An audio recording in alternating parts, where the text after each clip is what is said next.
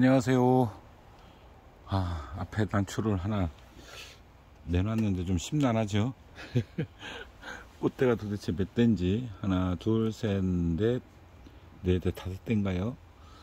자, 이렇게 달렸는데 전혀 꽃대 관리를 하지를 못했습니다. 이제 몇 개 보여드리려고 준비를 한 것 빼고는 하지를 못했어요.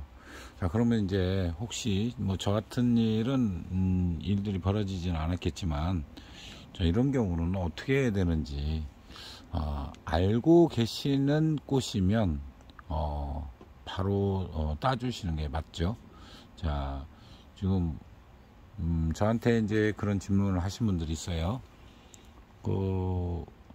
화통도 안 씌우고 그리고 수태도 안 하고 그렇게 해서 나와야 제대로 된 꽃 아니겠느냐.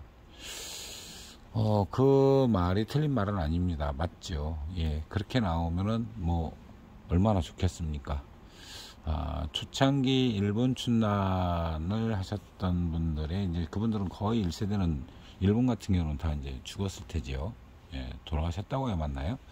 예, 어쨌든 난개니까요. 예. 그런 분들이 그런 거를 잘 못했다는 그 일화, 이런 거를 들어봤고, 그래서 녹이 남아있는 상태로 색이 들어있는 그런 곳이 전국대든지 이런 데 나왔었다는 그런 얘기를 제가 어렸을 때 많이 들었습니다. 어렸을 때. 예. 저희 아버지 이제 돌아가셨는데요. 아버지가 이제 난초 1세대였는데, 같이 활동하시던 분이 일본을 많이 왔다 갔다 하신 분이 또 있어요. 그래서 이제 그분 얘기를 통해서 제가 들은 내용들입니다. 그러니까, 일본도 처음부터 이렇게 뭐 화통을 씌우고 수태를 덮어서, 꽃대를 추대하고, 그리고, 예쁜 발색을 얻고, 이런 기술이 처음부터 있었던 건 당연히 아니겠지만, 그게 그렇게 오래되지 않았다는 겁니다. 예.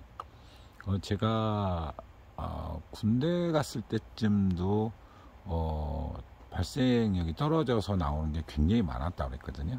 예, 그런 정도로 제가 들었으니까. 그러니까 이제 저한테 질문하신 분들이 그게 맞다. 예, 맞습니다. 그러나 우리가 좀 더 이쁘게 하려고 하다 보니까 수태와 화통을 활용하는 거죠. 예, 기술은 발달을 합니다. 예, 우리가 어떤 꽃이든 예를 들어 다른 수많은 꽃들이 있는데 꽃 관리를 따로 하거나 그러지는 거의 않죠. 유독 춘난만 그렇게 하죠. 예, 그래서 어떤 분은 굉장히 불완전체이기 때문에 그렇게 할 수밖에 없다. 그 말에도 일리가 있다고 봅니다. 예, 그러나 또 분재처럼 우리가 손이 많이 가기도 하죠. 이 춘난 역시도 생각보다 손이 많이 갑니다. 예, 그러다 보니까 그런 작업조차도 어떻게 보면은 기술이고, 그런 작업 자체가 살아있는 미술품 또는 예술품이라고 하는데, 그거를 만들어가는 과정에서 얻어지는 그런 것들, 예, 굉장히 좀 포괄적으로 보면은 우리 요즘 그런 얘기하죠. 치유 프로그램 얘기합니다. 반려식물. 제가 지금 반려식물과 미술융 복합 관련해서 지금 새로운 기획을 짜고 있는데요. 예, 그런 것이 현대에 지금 굉장히 많이 필요를 하죠. 그런데 그 중에 난초가 가장 어려울 겁니다. 다른 예를 들어 반려식물들이 굉장히 많은데요. 손쉽게 접할 수 있는 것들이 훨씬 낫죠. 그러나 뭐 춘난 갖고 한다면 굉장히 복잡하고 어렵겠죠. 그래도 저는 가능하다고 보거든요. 왜 그러냐면 제가 한 몇 년간 저희 지역에서 수채화를 지도를 해왔는데요. 그러니까 제가 젊어서 했을 때의 수채화는 입시였었고요. 그 다음에 지금에서 제가 수채화 지도는 젊어서 그림을 관심은 가지고 있었는데, 뭐 먹고 사느라, 돈 버느라, 아이들 가리키느라, 그 다음에 직장 생활 하느라 시간을 못 냈던 분들이 지금 하시고 계십니다. 예, 연세가 많은 분은 79세까지 있어요. 그러니까 30대서부터 70대 후반까지 저한테 지금 수채화를 배우는데, 그거 못 따라올 거라는 생각들을 일반인들 합니다. 보통은 그림 중에 가장 어려운 게 수채화거든요. 그렇다면 난초 중에 가장 어려운 게 춘난입니다. 같다고 보시면 됩니다. 그렇기 때문에 저는 할 수 있다라고 보는 거예요. 예, 그래서 이제 그런 걸 제가 이제 또 개발해서 이렇게 추진하고 하려고 그러는데, 아까 다시 이제 원위치로 돌아가서 말씀드리면, 예, 그 캡을 씌우고 화통을 캡을 씌우고 수태를 덮어서 좋은 화색을 내는 거. 그런데 거기에는 분명히 단서가 붙잖아요. 예, 충분한 원의 가치의 유전자가 있는 것이어야 된다. 이런 내용이죠.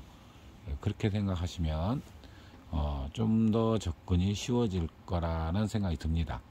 아무래도 제가 얼마 전에 꽃, 저기 보이나요? 뒤에 지금 아직도 있어요. 그때 달려서 황화라고, 개나리색 황화라고 했을 때 황당해 하신 분들이 있을 겁니다. 완전히 녹한데 어떻게 그걸 개나리색 황화라 하느냐. 분명히 구분이 되거든요. 물론 초보 입문자분들은 잘 구분이 안 됩니다. 예. 그리고 오래 되셨다 하더라도 색화에 관심이 없었거나, 또는 색화 중에서 특히 노란색, 채도 명도가 높으면 굉장히 어렵다 그랬죠. 예. 그런 분들은 한참 동안 눈으로 익히셔야 되기 때문에 그게 어렵다는 거거든요.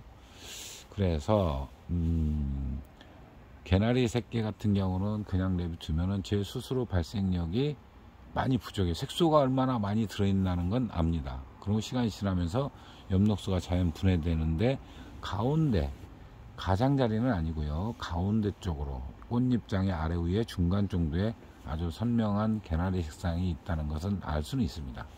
예, 그런 정도, 그런 유전적인 특징을 가지고 있는 것을 하는 거기 때문에 분명히 다르다. 제가 이렇게 말씀을 드리고요. 그리고 바로 이런 꽃들은 바로 제거를 해줘야 맞다. 저는 이제 그렇게 말씀을 드립니다. 이번 겨울에 들었으면서 제가 꼭 어떤 이렇게 주의 환기시키기 위해서 말씀드리고 이런 거 말고도 좀 자꾸 말씀을 드려야 될 것 같은데, 이번 겨울에도 또 그림 그릴 양이 굉장히 많아요. 더군다나 수채화는 또 오래 걸립니다. 이제 나이가 먹으니까요, 수채화가 생각보다 또 어려워졌어요. 젊어서 아무 생각 없이 막 그릴 때하고 또 달라졌습니다. 그래가지고 좀 그래도 즐겁게 재밌게, 그 대신 시간은 조금 더 걸리지 않나 이렇게 생각이 듭니다.